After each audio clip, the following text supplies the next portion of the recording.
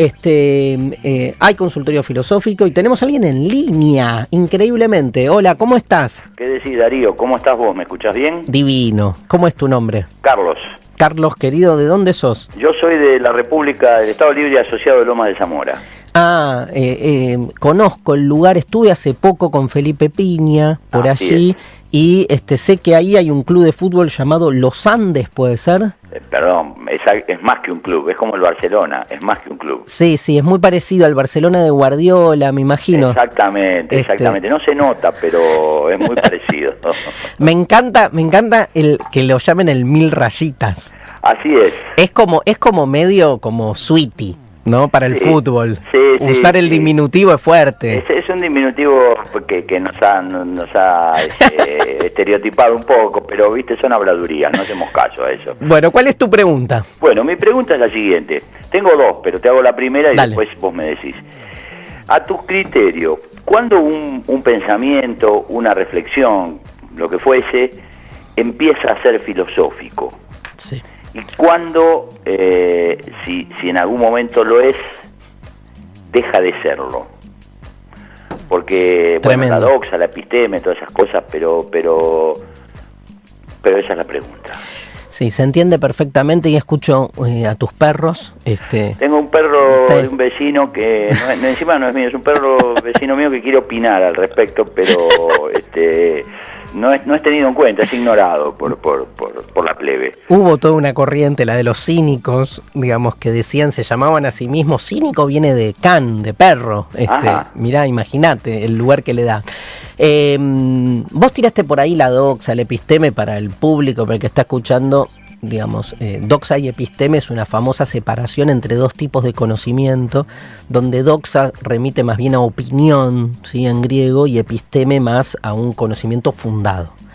La pregunta que vos haces supone claramente tomar partido por el tipo de filosofía que uno hace. O sea, es incontestable si uno no pone en juego primero, si no evidencia, ¿sí?, si no asume, digamos, desde qué lugar uno habla filosóficamente hablando, ¿no? Entonces, la filosofía tradicional lo que te marca es que un pensamiento, para ser filosófico, es un pensamiento que va, digamos, que sale del fenómeno tal como se presenta en el sentido común y busca los fundamentos, los pilares, la razón de ser que hacen que algo sea como es.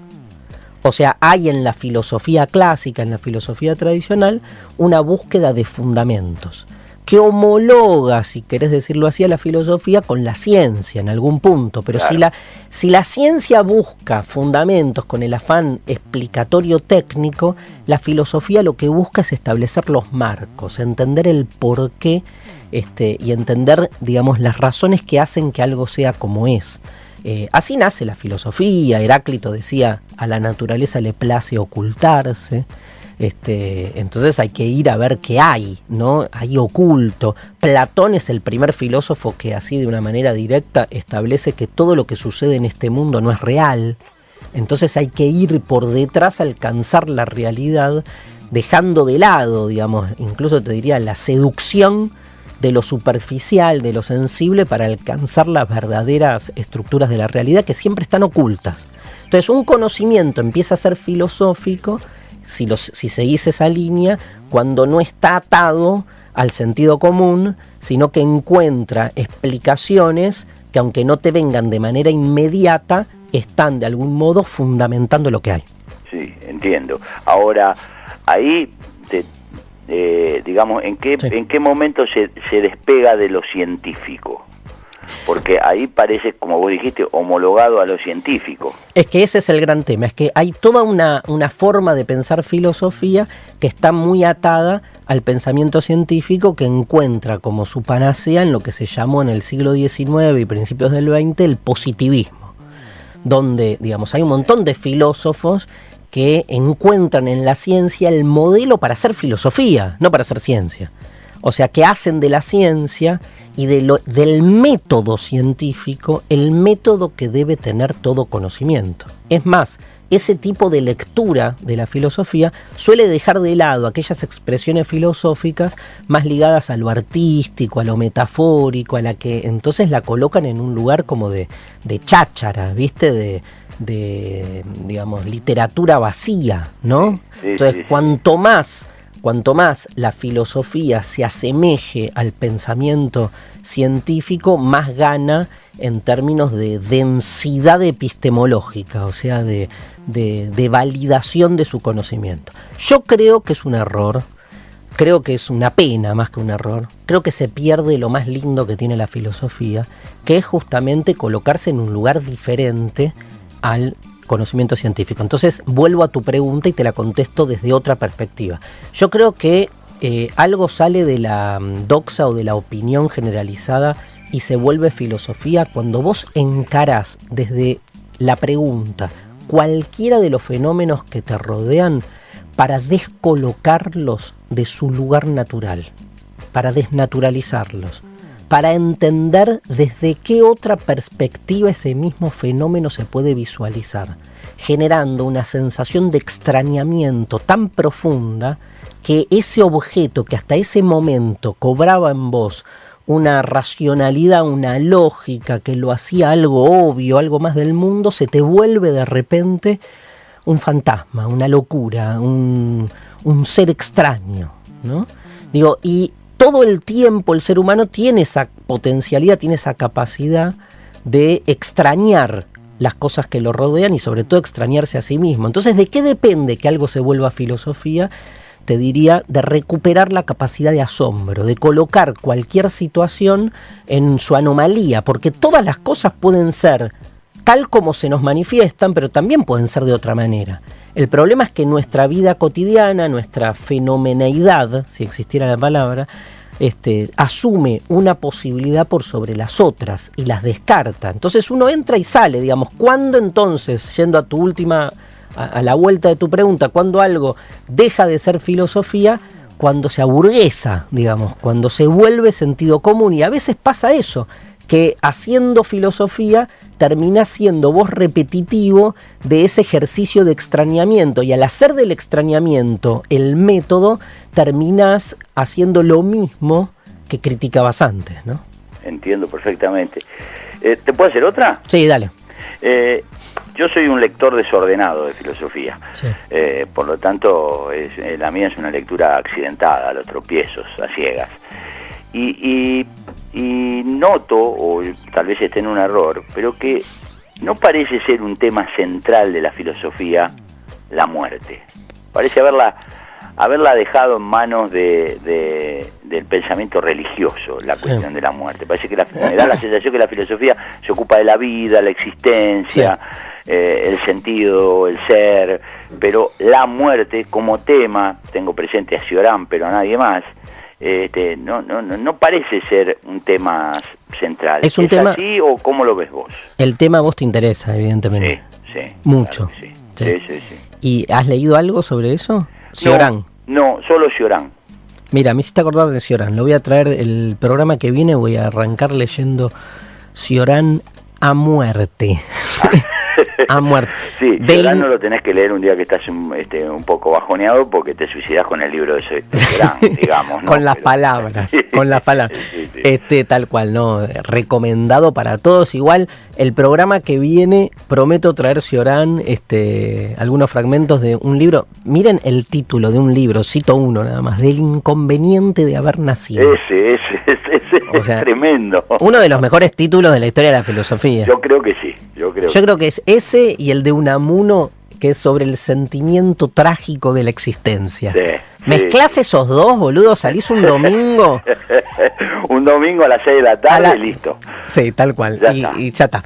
Escúchame, a ver, te puedo contestar dos cosas. La primera sería, no es tan así. Yo creo que la filosofía trata de la muerte, vuelve siempre a la cuestión de la muerte. El tema es un poco lo que hablábamos en tu pregunta anterior, es que hay filósofos que digamos, han hecho de su filosofía algo más homologable con la ciencia, han ido para otro lado y han olvidado, siguiendo una línea heideggeriana, han olvidado las grandes cuestiones originarias. Entonces, ¿por qué pasa esto? Porque hoy, ¿quién monopolizó la palabra sobre la muerte? La ciencia. Entonces la ciencia desposee al morir de su cuestión existencial, porque te la explica de toque. O sea, los cuerpos nacen, crecen, decrecen, se degradan y mueren. Se termina el problema. ¿Cuál es el problema filosófico? Entonces, ahí yo te levanto un pensador como Heidegger, un pensador que muere en 1976, o sea, hace relativamente poco tiempo, para quien la cuestión del morir es central. Mirá cómo lo digo, del morir, no de la muerte, porque la muerte, así como sustantivo, está más ligada a esta cuestión científica, objetiva, de ver a alguien muerto, ¿no? Heidegger en un momento diferencia morir, fallecer, perecer. Perecer perece cualquier ser vivo. Fallecen los seres humanos. Vos no decís la vaca falleció. Exacto. Pero ese ser humano que fallece, cuando lo adjetivás así, decís que falleció, lo estás visualizando como un objeto analizable desde el punto de vista científico. Está el fiambre ahí muerto y vos decís, mira, murió, falleció. Como sinónimo de murió. Y lo que tenés es un acercamiento analítico científico y explicás por qué falleció el señor tal y por qué el corazón tuvo un paro cardíaco, no sé qué. Ahora, el morir, no la muerte, el morir como verbo, tiene que ver con algo absolutamente propio. Heidegger dice, nadie muere por uno. El morir siempre es propio, tu propio morir. Vos estás en este momento, y por algo hiciste esta pregunta, pensando tu propia muerte, o sea, tu propio morir. Y es únicamente tuyo y tiene que ver con la estructuración de tu propia existencia. Porque vos, como yo, como Mariana, como todos, nos vamos a morir.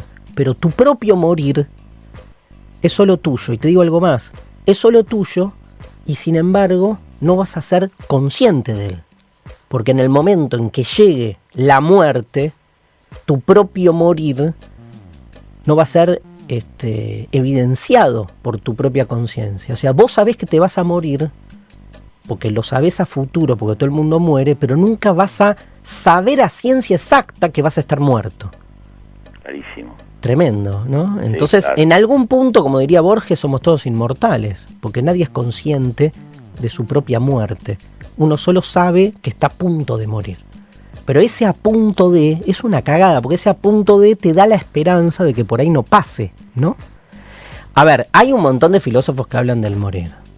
El tema es que la filosofía ha sido de algún modo cooptada por mucho pensamiento así más positivista que ha hecho de estos temas como más literarios, metafóricos, religiosos, y la ha dejado de lado. Querido, un placer hablar contigo. Gracias, Darío, un abrazo enorme, un placer, un beso para Mariana y gracias. Buenísimo, gracias, querido. La mejor, besos ahí a los Andes, a Mil Rayitas y a todo Lomas de Zamora. Gracias, Darío, un abrazo grande. Chau, por favor, chau.